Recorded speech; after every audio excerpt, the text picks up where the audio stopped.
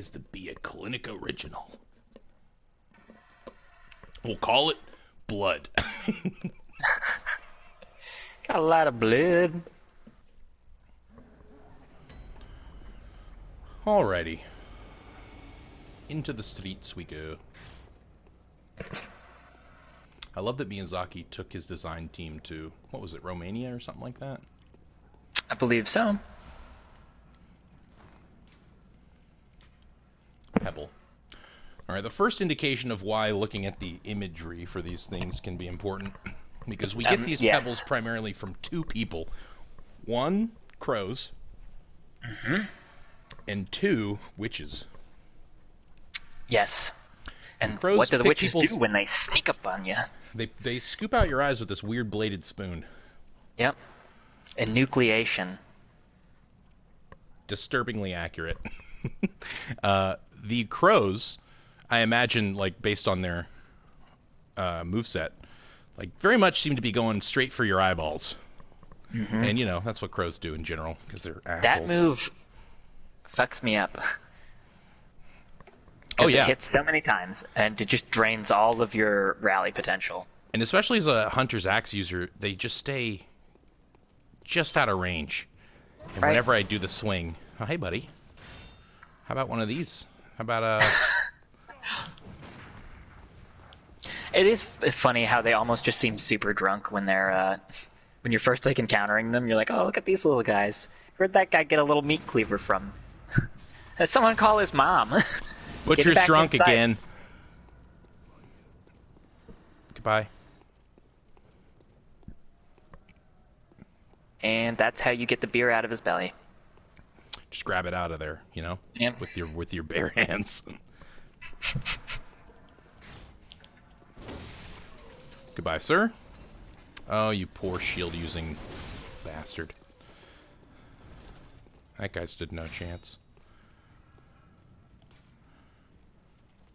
Patience is a virtue in this game. Hunter's Axe is so good. I love me some Hunter's Axe. It's a very bold design choice, too, to make all of the weapons in the game pretty much viable from start to finish, rather than try to gate people's use of them. Right. Yeah, like, Hunter's Axe playthrough, exceedingly fun. And very good. The scrungy arm. Alright, so I think that's the first... That's the last caravan. Good.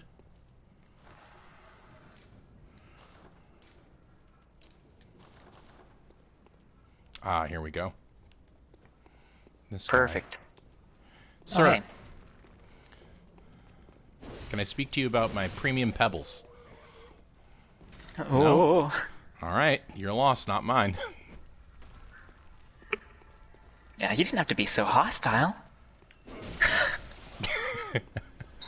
Another customer down.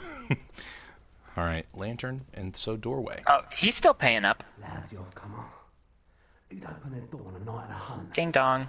Away with me? Away? Away?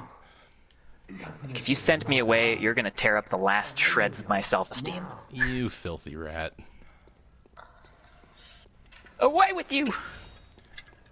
We can't play Halo tonight. It's the hunt. Molotov, great. Are you that outsider? So yeah, they do seem to know that we are an outsider. Can Billy come out and play? Are you that outsider? How, like, is there some sort of news distribution system? There just must be really good gossip in Yarnum. Right? They all have soup cans and a bunch of twine. Oh, hey guys. I guess my initial approach was flawed in that I went up these stairs for a bit. Right in your belly. Oh, come on. Give me that health back, sir.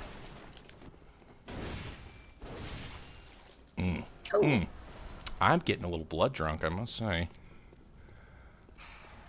Alright. Oh, remember when I killed that guy? That was great. Alright. Sir. Wow, he's just, like, not even realized all his friends are, like, totally somewhere else. Where'd they go? I probably just went to Steak and Shake. Which they have in Yarnum. It's a fact. What do they serve at Steak and Shake in Yarnum? Blood. Like exceedingly rare hamburgers? No, it's the blood. Just blood. Mm-hmm. They just wring out a rare hamburger. Okay, we got ourselves a little shortcut. Alright, so what's the deal with these? With these crucifixes that are set on fire? Purification. Indeed. As the Healing Church would say. Right. It seems that it's interesting to me that they have definitely, it seems, on this night of the hunt, already found some beasts and already lit them on fire. Yes. That's the important setting knowledge there. Let's see if I can take this guy on. I Hey, big believe boy. in you.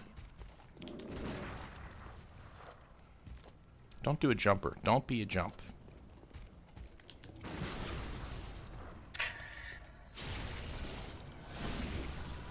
Gosh, you love it. You love it when you visceral. Woo-wee.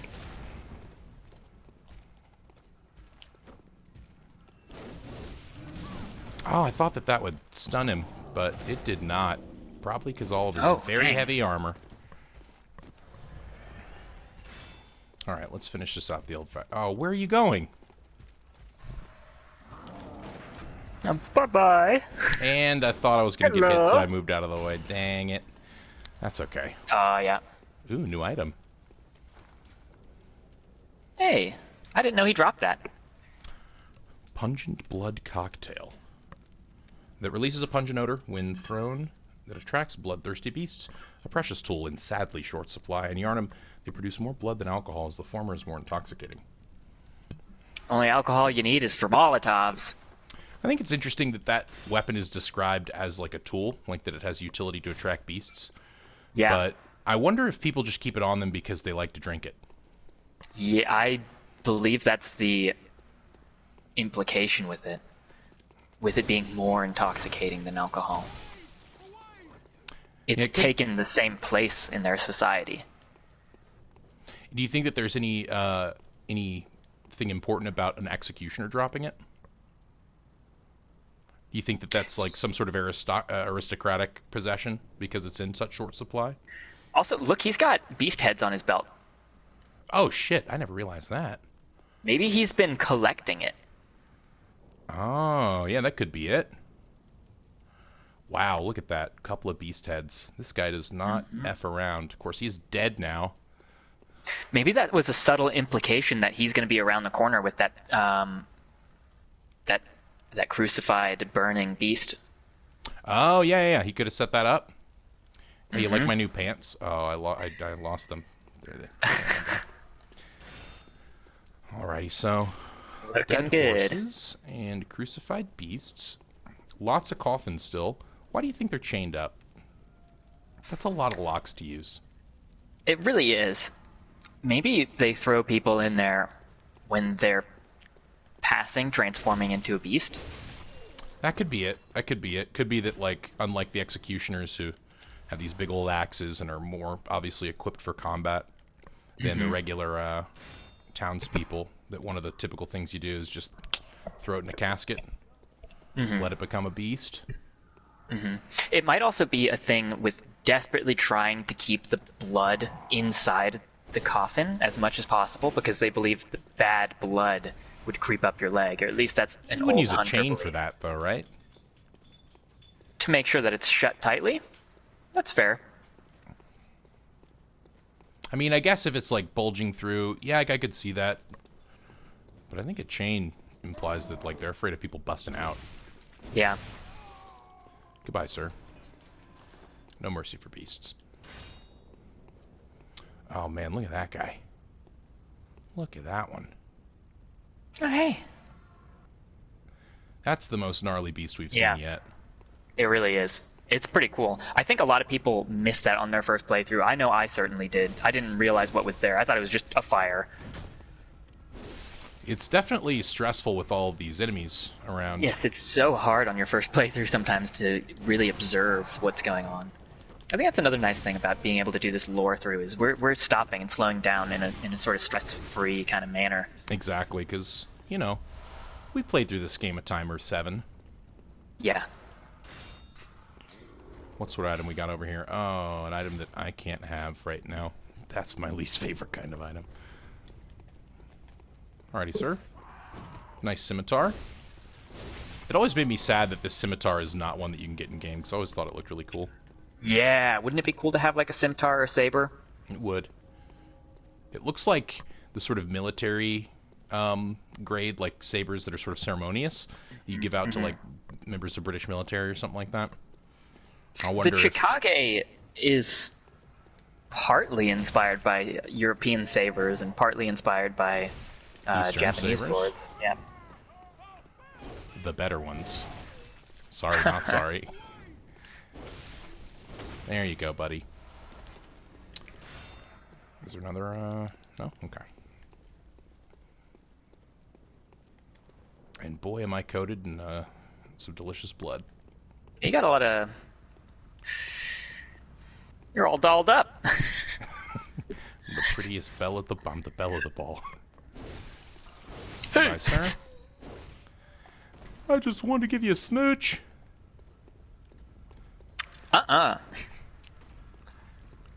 Sir, can I talk to you about rocks? Why are you over there?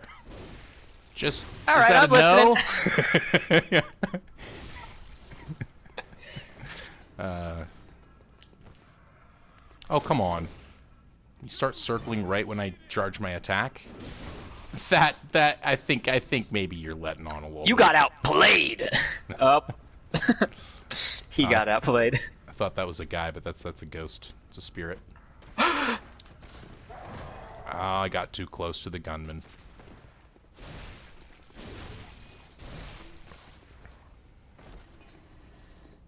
And once Senpai notices you, it's really hard to break his attention. Yeah, you've got to just do your bidding in the carriage area.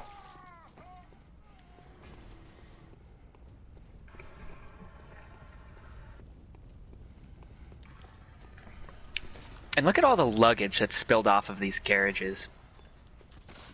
Is there luggage? I didn't see that. Yeah, once you clear out some of this area, go check out around some of the carriages. There's going to be luggage on the ground. Will do. Once I get rid of this dog that's going to give me an anxiety attack until he's dead. Yeah, for real. Come on, buddy. Come on, buddy. Over here. Over here. You know how to use the stairs whenever I'm not looking at you. And just looking at something else. At least they're not Dark Souls 3 dogs that just actively teleport. Yeah, I think those guys were like really hardcore set up to screw with like over-reliance on lock-on. Mm-hmm. And they partly punish people for just trying to do the classic running away thing. Yeah, there's no scarier group of enemies than like several gunmen and several dogs. Oh god. Honestly, some of my most deaths per capita, I'm sure, are by their hand. In the nation of Jesse playing Dark Souls. Yep.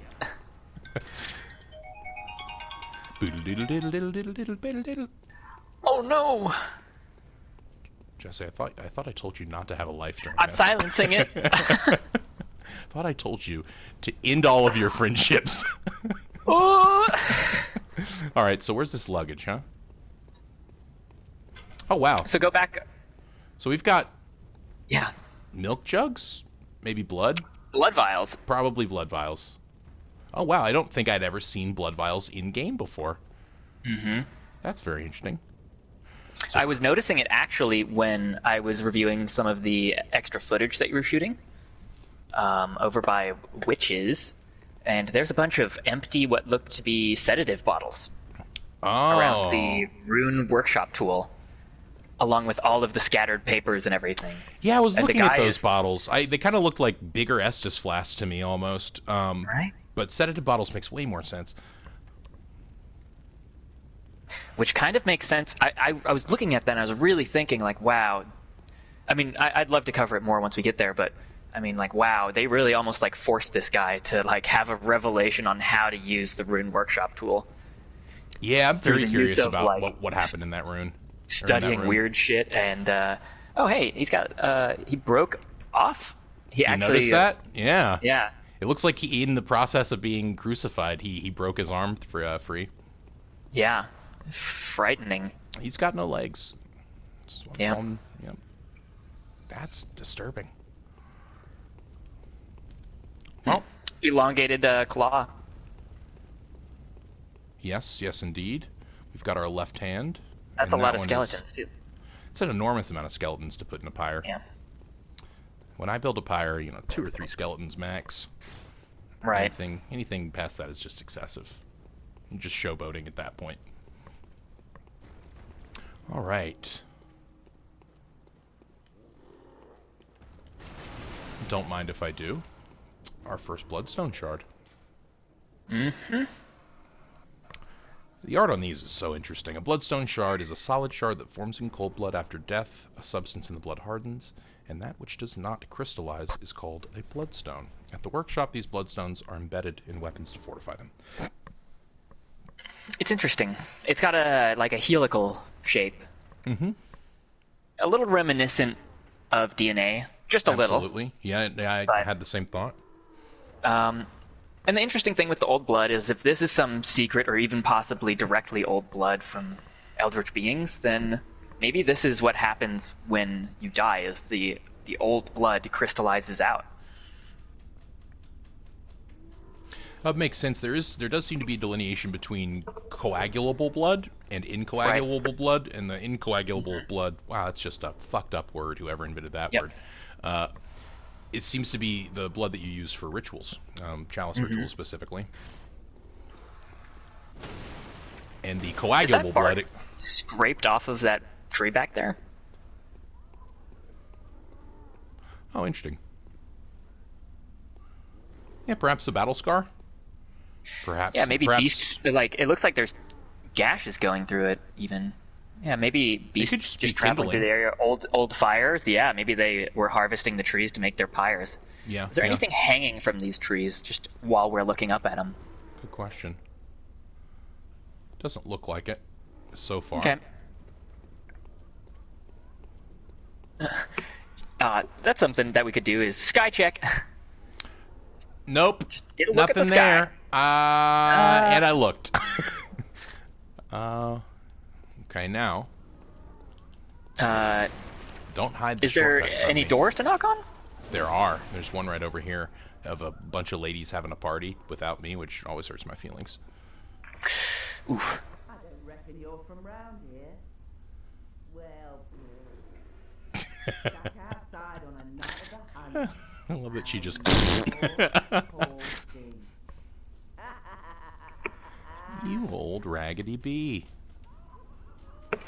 They're having a great time in there. I don't reckon you're from round. Well,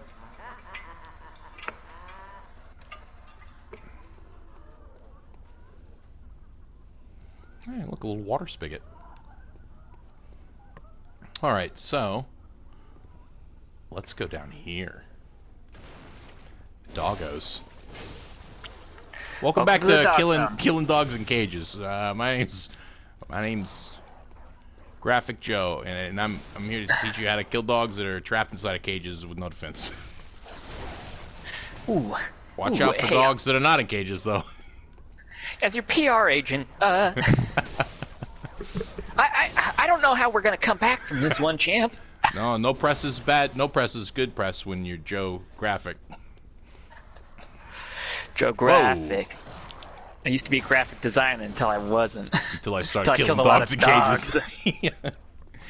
People got upset with me, but I lived my life how God told me to, and He mentioned that, I think. So many sandbags. Or some say Godzim.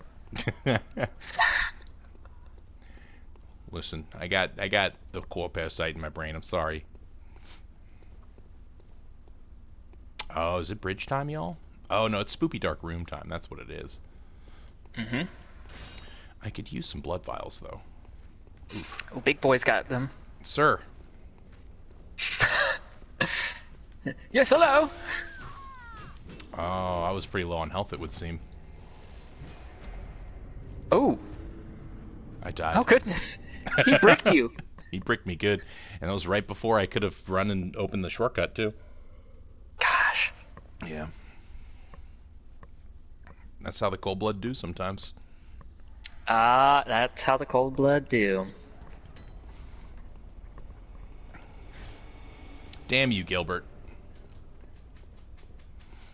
Alright, this tactic is called running past all of the enemies. It's pretty good. It's proven. There's the shortcut to your left. Oh, Where? yeah, you're on it. Hey guys. Just on my evening Night of the Hunt jog. You seem to be going pretty fast for a jogger. Seems suspicious, outsider. Thank you for complimenting my prowess. You got good form. I don't know how he runs so evenly with that elongated left arm. Slam! Just reinvigorate myself here a little bit. My favorite pastime. There we go.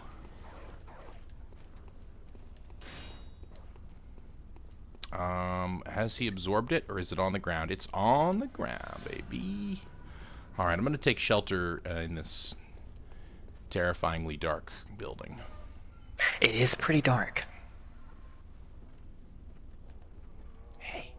And you skipped the torch so far. That's true. That's okay.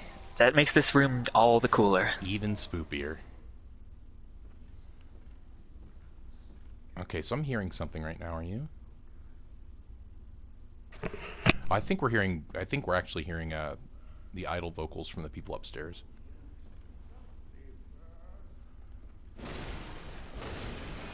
Oh, hey. Did I not I could believe that. one hit you? There we go. Okay, let's get us some Quicksilver B. And some Pungent BC. And this note. When the hunt began, the healing church left us, blocking the great bridge to the cathedral ward. As old Yarnum burned to the ground that moonlit night. Interesting. So is this implying that this family actually managed to survive that night of the hunt in Old Yarnum and were able to escape sometime afterwards?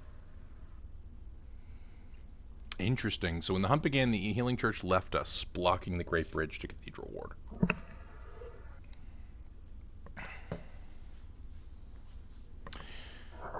I wonder. It could mean that they were here because we're not in Old Yarnum right now. It could mean that they're residents of here, of regular Yarnum, of the hip, posh, new Yarnum.